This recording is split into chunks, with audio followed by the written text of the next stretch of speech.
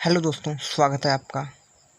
दोस्तों, आज की इस वीडियो में हम क्लास 10th मैथ एनसीईआरटी की बुक वर्मा एवं जैन की बुक से अध्याय 1 को सोल्व कराएंगे।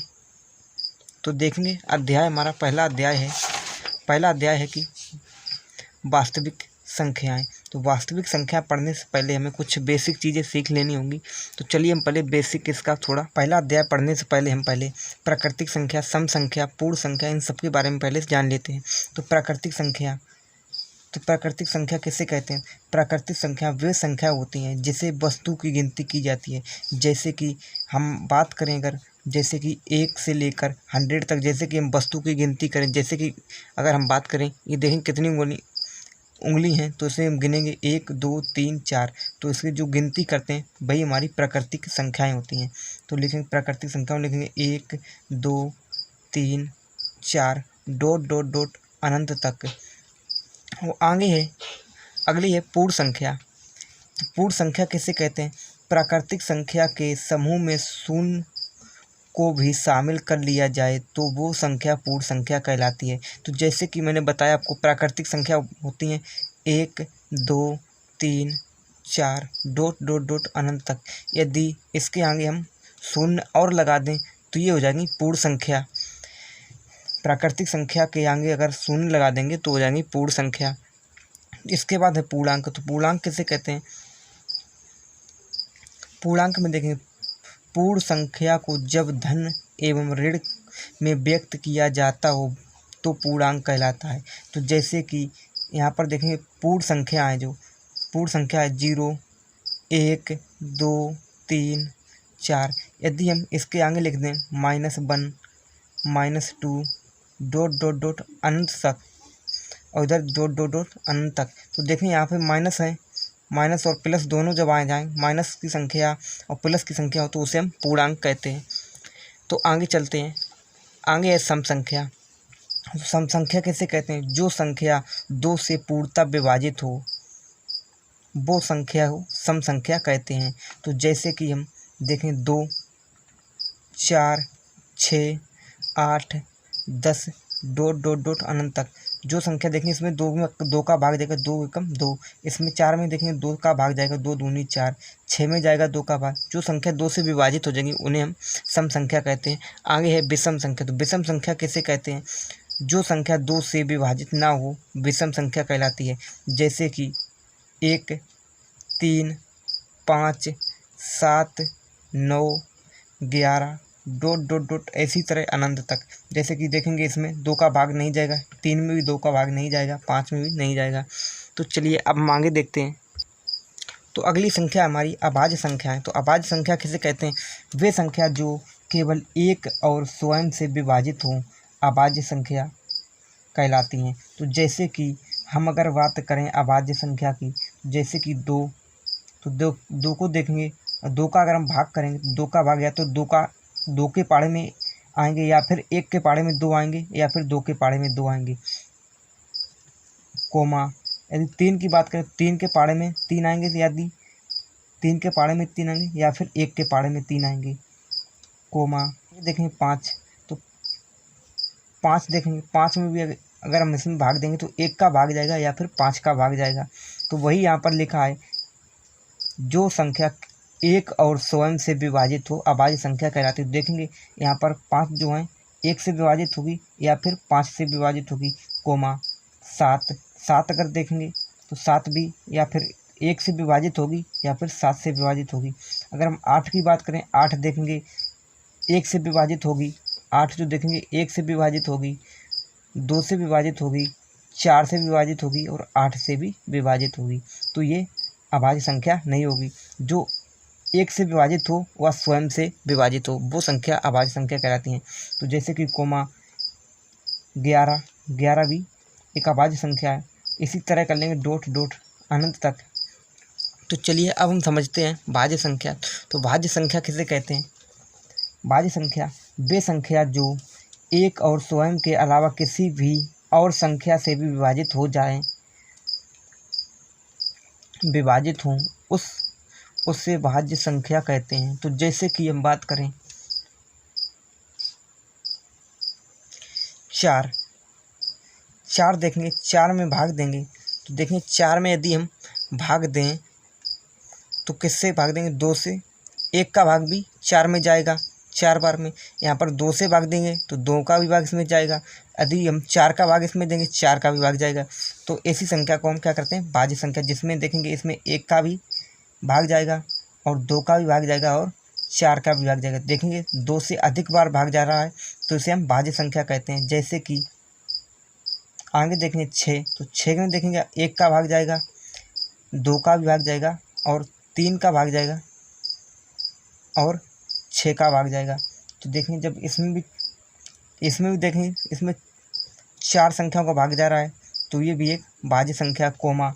जैसे कि देखेंगे 8 में भी इसी तरह करेंगे तो इसमें भी 2 से अधिक बार भाग जाएगा, कोमा। 9 में अधिक बार जाएगा तो इसी तरह कर लेंगे, डॉट डॉट डॉट अनंत तक। आगे सह अभाज्य संख्या है। तो सह अभाज्य संख्या किससे कहते हैं, वे संख्या जिसका मासापा यानी कि HCF 1 हो। तो जैसे कि संख्या ले लेते हैं, जैसे कि देखेंगे 2,3। यदि हम इनका मासा निकालेंगे, यदि इसमें हम देखेंगे भाग देंगे तो दोनों संख्याओं एक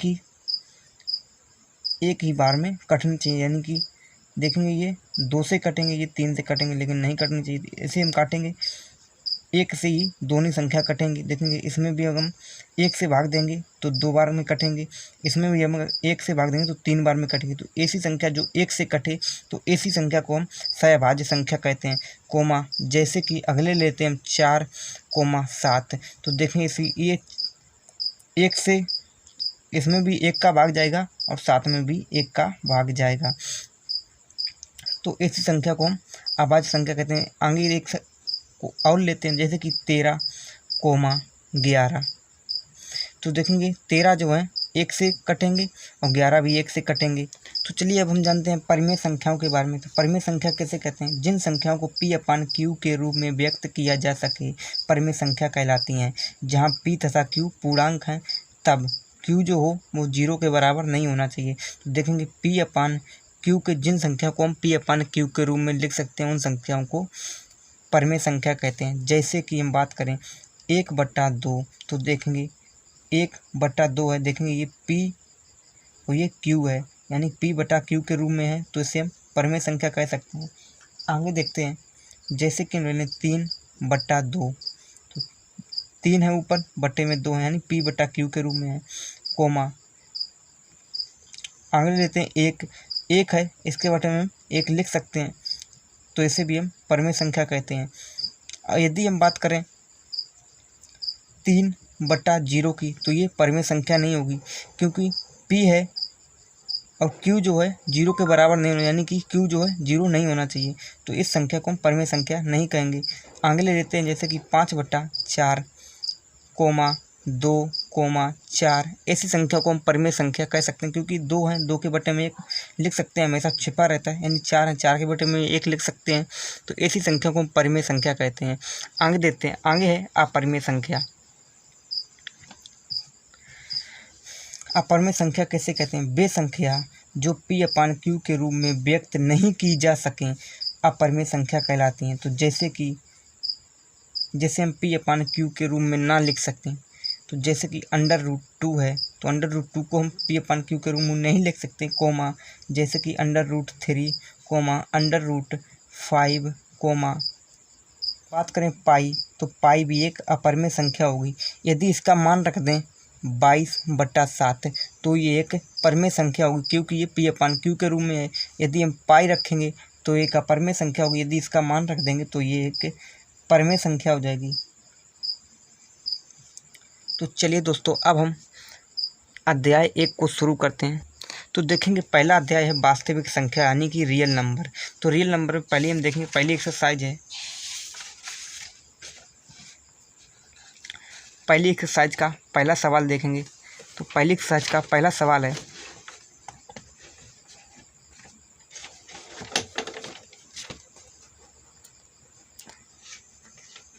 पहली एक्सरसाइज का पहला सवाल है कि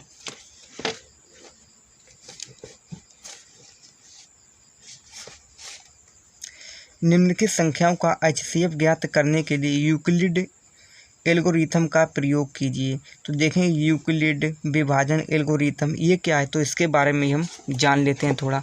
तो देखेंगे इसमें क्वेश्चन दिए गए हैं।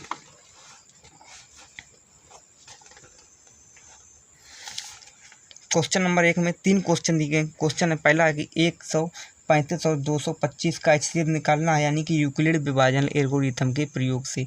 दूसरा 196 और 38,220 और तीसरा है 867 और 255। इन तीनों का हमें यूक्लिड विभाजन एल्गोरिथम से हल करना है। तो देखें पहले हम समझ लेते हैं यूक्लिड विभाजन एल्गोरिथम है क्या, इसके बारे में जान लेते हैं।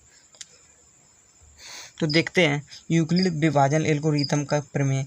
तो क्या है ये प्रमेय? तो दो धनात्मक पूर्णांक a और b दिए रहने पर ऐसी अद्वितीय पूर्ण संख्या q और r प्राप्त होती हैं कि a बराबर बी क्यू प्लस r। जो यहाँ पर देखेंगे ये सूत्र निकल कर आया है, a बराबर बी क्यू प्लस r। यही यूक्लिड विभाजन एल्गोरिथम का प्रयोग है, जहाँ पर जो r है 0 से बड़ी होगी या फिर बराबर होगी और b से r जो है छोटी होगी। और यहाँ पर देख लेते हैं a क्या है, तो a को हम भाज्य बोलते हैं और b को हम भाजक बोलते हैं, q को हम भागफल बोलते हैं, r को हम शेषफल बोलते हैं। तो अतः हम लिख सकते हैं भाज्य बराबर भाजक गुना भागफल प्लस शेषफल। अब ये जान लेते हैं भाज्य।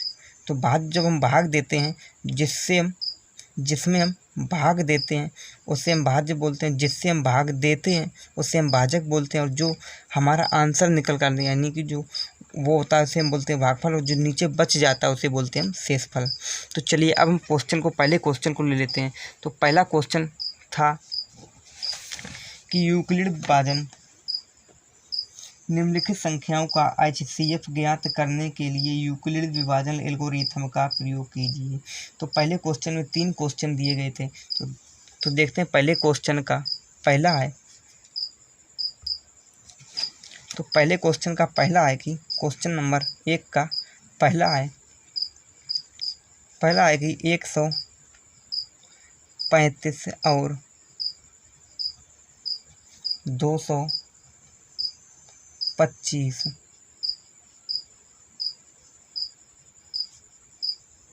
तो इसका हमें HCF निकालना है यूक्लिड विभाजन एल्गोरिथम के प्रमेय से। तो हम देखेंगे इसमें जो संख्या बड़ी है उसे पहले आगे लिखेंगे 225 और ग्रेटर देन 135 इसको पीछे लिखेंगे। तो हम इसमें पहले हम रफ में इसको भाग देंगे। तो किससे भाग देंगे? तो जो बड़ी है उसको अंदर लिखेंगे 225 और जो छोटी उसको बाहर लिखेंगे 135 से। और अब इसमें हम भाग देंगे।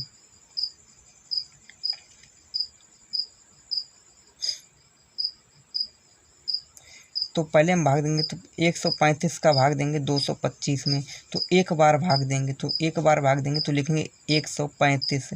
अब घटा देंगे तो 5 में से 5 जाएंगी 0, यहाँ पर है 2, यहाँ पर आएगी 12 हो जाएंगी, 12 में से 3 जाएंगी तो बचेंगी 9, तो यहाँ पर बचे हैं 90। तो हम लिखेंगे यूक्लिड विभाजन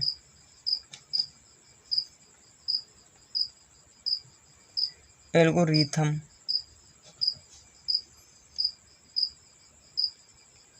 प्रमेय से। तो यूक्लिड विभाजन एल्गोरिथम का प्रमेय थी तो a बराबर बी क्यू प्लस आर।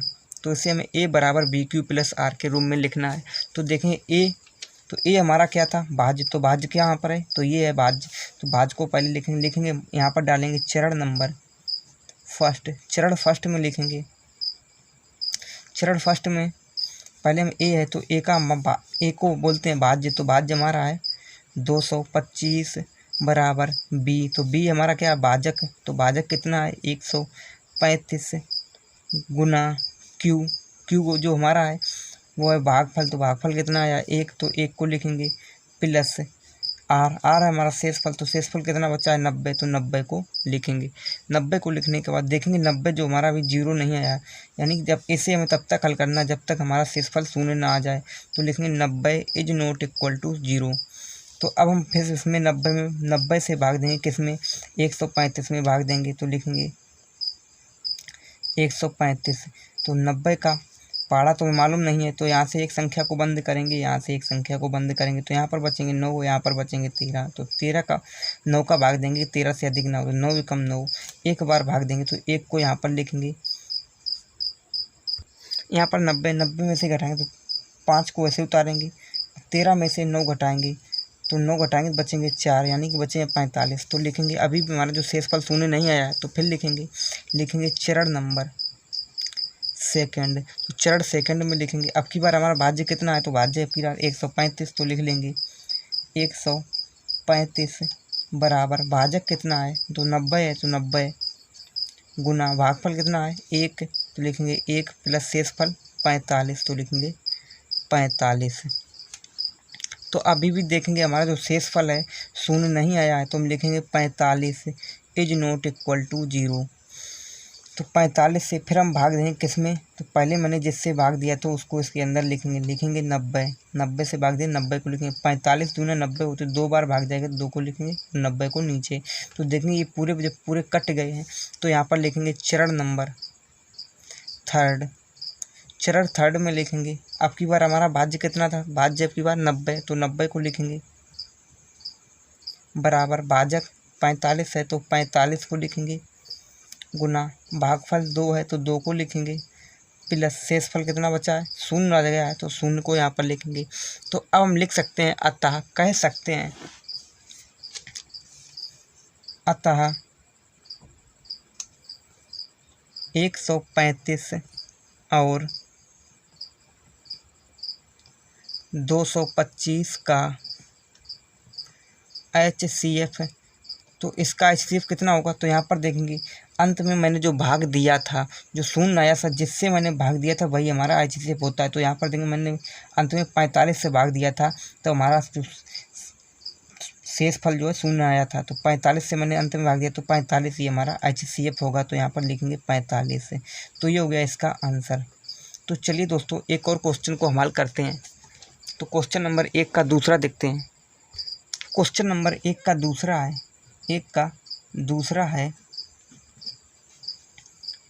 196 और 38,220, इसका हमें HCF निकालना है यूक्लिड विभाजन एल्गोरिथम की प्रमेय से। तो लिखेंगे यूक्लिड विभाजन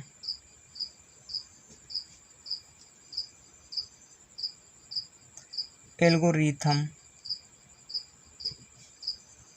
प्रमेय से। तो यूक्लिड विभाजन एल्गोरिथम की प्रमेय थी, तो इसमें जो बड़ा है उसको तो यहाँ पर हम भाग देंगे, तो भाग किससे देंगे, तो जो बड़ा है उसको अंदर लिखेंगे 38,220 बड़े इसको अंदर लिखेंगे, 196 छोटे तो उसको 96 को बाहर लिखेंगे। तो इसमें पहले भाग देंगे, तो 196 का भाग देंगे, यहाँ पर देखेंगे 196, तो यहाँ पर हम 3 संख्याओं को लेंगे, तो लेंगे 382, लेकिन यहाँ पर लेंगे 382, तो इन 2 संख्याओं को ऐसे ही छोड़ देंगे। तो यहाँ से हम एक संख्या को बंद करेंगे और यहाँ से भी हम एक संख्या को बंद करेंगे, तो कितने हो जाएंगे, तो 19 दूना 38, यानी कि 2 बार में पूरे कटेंगे, तो हम एक बार भाग देंगे, तो एक बार भाग देंगे, एक को यहाँ पर लिखेंगे। अब 100, यहाँ पर मैंने 3 संख्याओं को लिया था, एक बार भाग देंगे तो वही संख्या आएगी, तो लिखेंगे 196, घटाएंगे तो 12 में से 6 जाएंगी 6, यहाँ पर बचेंगी 7, यहाँ पर आएगी 17, 17 में से 9 जाएंगी तो बचेंगी 8, यहाँ पर बची हैं 2, 2 में से 1 गई तो बचेगी 1, यानी कि बची हैं 186। ऊपर कितने हैं, ऊपर हैं 2, तो 2 को ऐसे उतारेंगे नीचे। अब हम फिर भाग देंगे, तो 1862 में भाग देंगे, तो यहाँ पर फिर हम एक संख्या को बंद करेंगे और यहाँ से एक संख्या को बंद करेंगे, तो 19 दाहियाँ करेंगे तो 190 यानी कि अधिक हो जाएंगे यहाँ पर 1862। तो 19 नेमा करेंगे, 9 बार भाग देंगे यानी कि 9 को यहाँ पर लिखेंगे। अब 9 का भाग देंगे 6 में, न छिक्का 54, 54 लिखेंगे 5, यहाँ पर लिखेंगे 4। अब यार 9 का भाग देंगे 9 में, तो 9 नेमा 81 और 5 जोड़ देंगे 81 में, 5 जोड़ेंगे तो 86, 86 लिखेंगे 6, हासिल लगाएंगे 8। अब 9 का भाग 1 में देंगे, 9 एकम 9 और 8 को जोड़ेंगे, 9 में 8 जोड़ेंगे तो हो जाएंगे 17। घटाएंगे तो घटाएंगे यहाँ पर 12, 12 में से 4 जाएंगे, कितने बचेंगे 8, यहाँ पर बचे 5, 15 हो जाएंगी, 15 में से 6 जाएंगी, बचेंगी 9, यहाँ बचे 7, 7 में 7 जाएगी 0, 1 में से 1 जाएगी 0, यानी बचे 98। ऊपर कितना था 0, तो 0 को नीचे उतारेंगे, कितने हो जाएंगे 980। अब हम भाग देंगे, यहाँ से एक संख्या को बंद करेंगे, यहाँ से एक संख्या को बंद करेंगे, तो 19 पना 95, 5 बार भाग देंगे, 5 को यहाँ पर लिखेंगे, 5 का पाड़ा 6 बार 5 छक्का 30, 30 के 0 हासिल 3, और 5 का पाड़ा 9 बार 5 9 45 और 3 48, 4 और 8 को यहाँ पर हासिल 4। अब 5 का पाड़ा 1 बार 5 एकम 5 और हासिल 4 जोड़ेंगे तो 9। तो यानी कि देखेंगे अब की बार हमारा एक ही पहले ही चरण में पूरा कट गया है। तो लिखेंगे, तो यूक्लिड विभाजन एल्गोरिथम की प्रमेय थी तो ए बराबर BQ + R। तो ए जो है वो सेम भाज्य बोलते हैं, भाज्य कितना, तो लिखेंगे चरण नंबर फर्स्ट, चरण फर्स्ट है, कितना है चरण फर्स्ट में, तो लिखेंगे चरण फर्स्ट में पहले हम भाज्य को लिखेंगे, भाज्य कितना है, तो भाज्य 38,220 बराबर भाजक कितना है 196 गुना भागफल है 195 प्लस शेषफल कितना बचा है 0, तो 0 को लिखेंगे। तो अब की बार हम कह सकते हैं अतः 196 और 38,220 का HCF, तो इसका HCF कितना होगा, तो मैंने एक ही बार में जब पूरा कट गया तो 196 से भाग दिया था, 0 आया है, तो इसका HCF भी 196 ही होगा। तो ये हो गया इसका आंसर। तो चलिए दोस्तों, क्वेश्चन नंबर 1 का तीसरा जो है, 1 का तीसरा है कि 1 का तीसरा है 867 और 255। दोस्तों इस एक के तीसरा का क्वेश्चन को हल करके इसका आंसर आपको कमेंट बॉक्स में बताना है। तो देखेंगे दूसरा क्वेश्चन है, क्वेश्चन है यूक्लिड की विभाजन एल्गोरिथम का प्रयोग करते हुए ज्ञात कीजिए कि निम्नलिखित में से कौन सा संख्या युग्म सहभाज्य है। तो युग्म सहभाज्य, तो सहभाज्य संख्या के बारे में मैंने बताया आपको, जिसका HCF 1 हो, यानी कि जिसका HCF 1 हो उसे हम सहभाज्य संख्या कहते हैं। तो इसमें दो क्वेश्चन नंबर 2 में 2 क्वेश्चन दिए गए हैं, इसमें बताना कौन सी संख्या सहभाज्य है और कौन सी संख्या सहभाज्य नहीं है। तो देखते हैं, तो चलिए क्वेश्चन को सोल्व करते हैं। तो क्वेश्चन नंबर 2 का पहला है कि 231,396। तो पहले हम इसका यूक्लिड विभाजन एल्गोरिथम से इसका हल करेंगे। यदि इसका HCF 1 आता है तो ये सहभाज्य होगा, यदि इसका HCF 1 नहीं आता तो ये सहभाज्य युग्म नहीं होगा। तो देखेंगे, तो पहले इसका HCF निकालेंगे, तो इसमें जो बड़ी है उसको आगे लिखेंगे 396 ग्रेटर देन 231 को पीछे। तो हम लिखेंगे यूक्लिड विभाजन एल्गोरिथम प्रमेय से। तो यूक्लिड विभाजन एल्गोरिथम की प्रमेय है कि A बराबर BQ + R, और जहाँ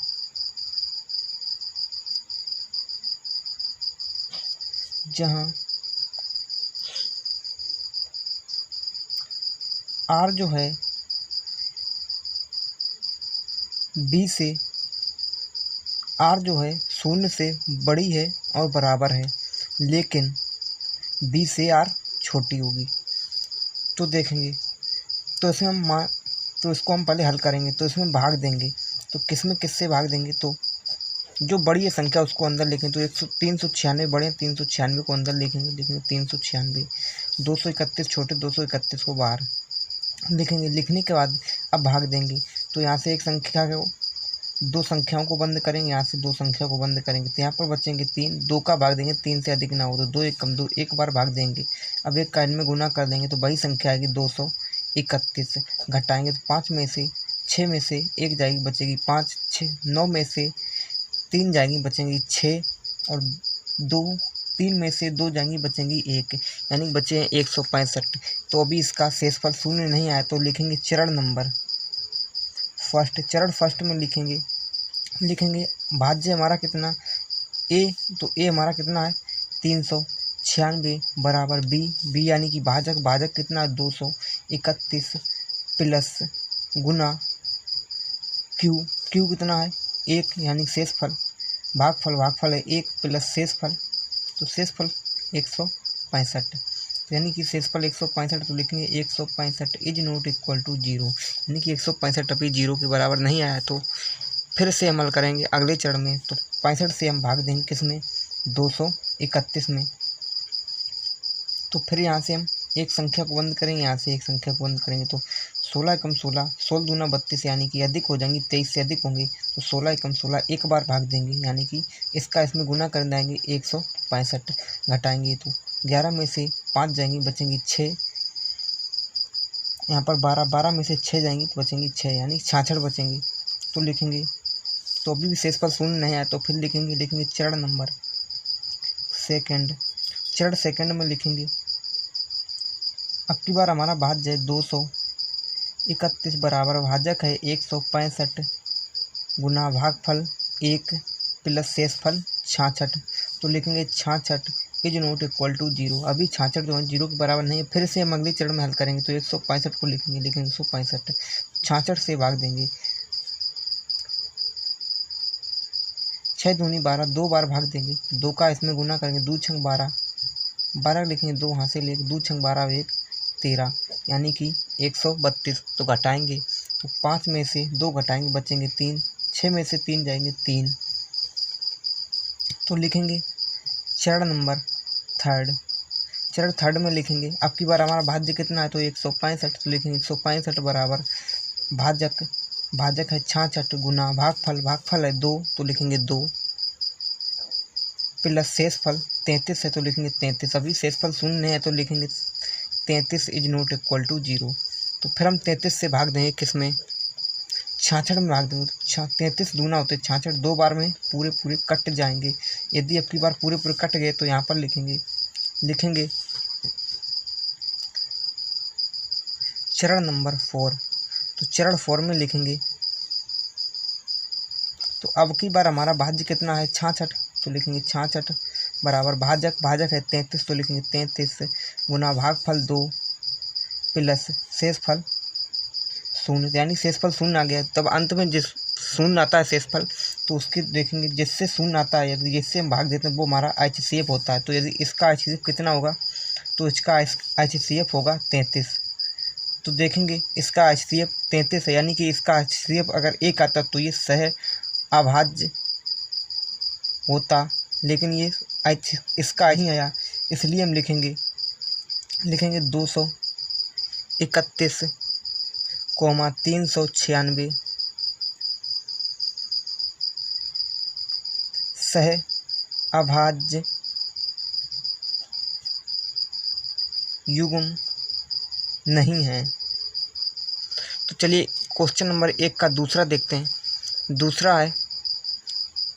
दूसरा में दिया गया है, क्वेश्चन नंबर 2 का दूसरा है 847,2160। तो फिर इसमें जो बड़े उसको आगे लिखेंगे 2160 ग्रेटर देन 1847। 847। अब फिर हम लिखेंगे यूक्लिड विभाजन एल्गोरिथम से। तो फिर इसमें हम भाग देंगे, तो किससे भाग देंगे, जो बड़ी ये संख्या उसको अंदर लिखेंगे 2160, छोटे उसके बाहर तो लिखेंगे 847। तो यानी 847 का पहाड़ा मालूम नहीं है, तो यहाँ से हम क्या करेंगे, 3 संख्या को लेंगे तो छोटी रहेंगी, यानी कि 216 अभी छोटे हैं, तो चारों संख्याओं को लेंगे, यहाँ से 2 संख्या को बंद करेंगे, यहाँ से 2 संख्या को बंद करेंगे, और हम 8 से भाग देंगे 21 में। तो 8 दूनी 16, 8 3 24 अधिक हो जाएंगे, 8 दूनी 16, 2 बार भाग देंगे। अब 2 का 7 में गुणा, 2 सत्ते 14, 14 के 4 हासिल 1, 2 का 4 में गुणा, 2 चौके 8 हुई, हासिल की जोड़ेंगे 9। अब 2 का 8 में गुणा, 2 अट्ठे 16, घटाएंगे तो घटाएंगे यहाँ पर 10 में से 4 जाएंगे तो बचेंगे 6, यहाँ पर हो जाएंगे 5 बचे हैं तो इधर आएंगे 15 हो जाएंगे, 15 में से 9 जाएंगी तो बचेंगी 6, यहाँ पर बचा है 0, यहाँ पर आएंगे तो 10 हो जाएंगे, 10 में से 6 जाएंगी बचेंगी 4। तो लिखेंगे चरण नंबर फर्स्ट, चरण फर्स्ट में लिखेंगे यानी कि a बराबर BQ प्लस R, यानी कि ये यूक्लिड विभाजन एल्गोरिथम का फार्मूला होता, तो ये कितना रहेगा, यानी कि 2160 B, तो B कितना है 847 गुना R, Q कितना होगा 2 प्लस R 466। तो देखेंगे अभी हमारा भागफल है, शेष फल है, शून्य नहीं आया, तो फिर हम लिखेंगे 466 इज नॉट इक्वल टू 0। तो फिर उसमें हम भाग देंगे तो 847 में भाग देंगे 466 से। तो 2 संख्याओं को यहाँ से बंद करेंगे, 2 संख्या को यहाँ से हम बंद करेंगे। तो इसमें हम एक बार भाग देंगे, 466 का भाग एक बार ही जाएगा, तो लिखेंगे 466, घटाएंगे तो घटाने पर बचेंगे 7 में से 6 जाएंगी 1, 14 में से 6 जाएंगी तो बचेंगी 8, और यहाँ पर बचे हैं 7 में से 4 जाएंगी बचेंगी 3। तो लिखेंगे अगले चरण में लिखेंगे चरण नंबर सेकंड, चरण सेकंड में लिखेंगे अब की बार हमारा भाज्य 847 बराबर भाजक है 466 गुना भागफल 1 प्लस शेष फल 381। तो लिखेंगे 381 इज नॉट इक्वल 0। अभी जो शेष फल है हमारा शून्य नहीं आया, तो फिर हम भाग देंगे, तो 466 में भाग देंगे, तो 381 का भाग 466 में देंगे, तो 2 बार में अधिक होंगे, तो यानी कि 1 बार भाग देंगे, तो लिखेंगे 381, घटाएंगे तो 6 में से 1 जाएगी तो बचेगी 5, 16 में से 8 जाएंगी तो बचेंगी 8, 4 में से 3 जाएंगी तो बचेगी 1। तो लिखेंगे चरण नंबर थर्ड, चरण थर्ड में लिखेंगे तो अब की बार हमारा जो भाज्य हो कितना 466 बराबर भाजक 381 गुना भागफल 1 प्लस शेष फल 185। तो 185 इज नॉट इक्वल 0। अभी जो हमारा शेष फल है शून्य नहीं आया, तो चलिए तो यहाँ पर बचेंगे 85। तो देखेंगे लिखेंगे 85 इज नॉट इक्वल 0, यानी 50 भी हमारा शेष फल शून्य नहीं आया। तो आगे देखते हैं आगे। तो अब हम 85 से भाग देंगे किस में, तो हमारा जो पहले मैंने भाग दिया था कितने से 381 से, 381 में हम 85 से भाग देंगे। तो एक 85 का पारा नहीं मालूम, तो यहाँ से हम एक संख्या को बंद करेंगे, यहाँ से हम एक संख्या को बंद करेंगे। तो 8 का पारा ऐसे पढ़ेंगे 38 से अधिक ना हो, तो 8 पन 40, 5 बार में अधिक हो जाएंगे, 4 बार करेंगे, 8 चौके 32, 4 बार, तो 4 को यहाँ पर लिखेंगे। लिखने के बाद 4 का गुना 5 में 4 पंचे 20, 20 की 0 हासिल 2, 4 का गुना 8 में 4 अट्ठे 32 और 2 34 लिखेंगे, घटाएंगे तो 1 को ऐसे उतारेंगे, 8 में से 4 गई 4, बचे हैं 41। तो लिखेंगे चरण नंबर चौथे चरण में हल किया, चरण नंबर 4। तो 4 में अब की बार हमारा जो भाज्य होगा कितना, 381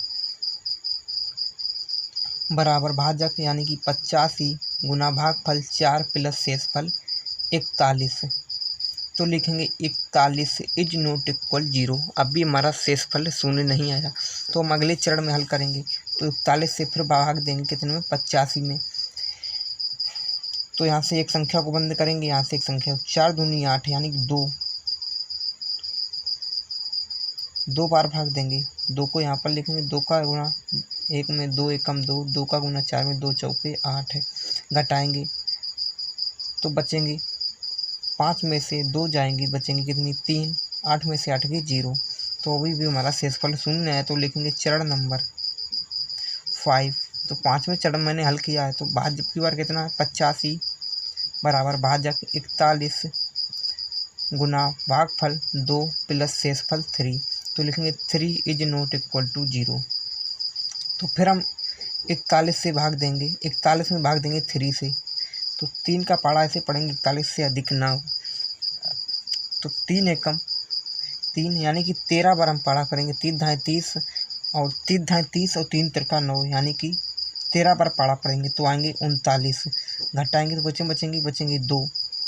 तो अब की बार हम देखेंगे चरण नंबर 6वां चरण है। तो लिखेंगे अब की बार हमारा भाज्य कितना है, 41। तो लिखेंगे 41 बराबर भाजक 3 गुना भागफल 13 प्लस शेषफल 2। अभी भी हमारा शेषफल शून्य नहीं आया, तो हम लिखेंगे 2 is not equal to 0।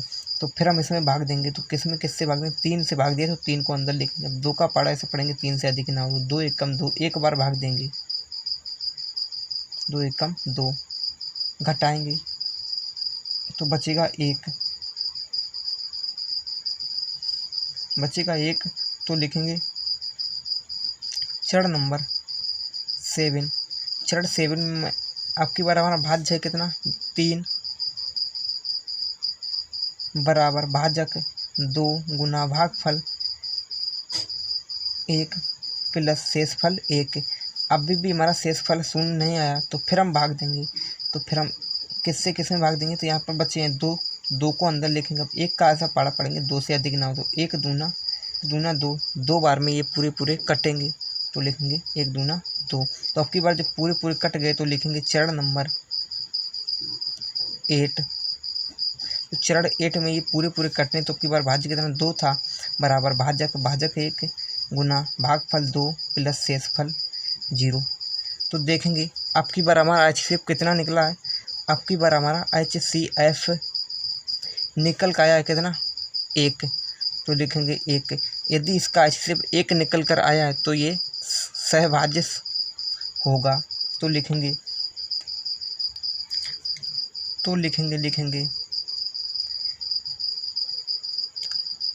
847 coma 2160 सह अभाज्य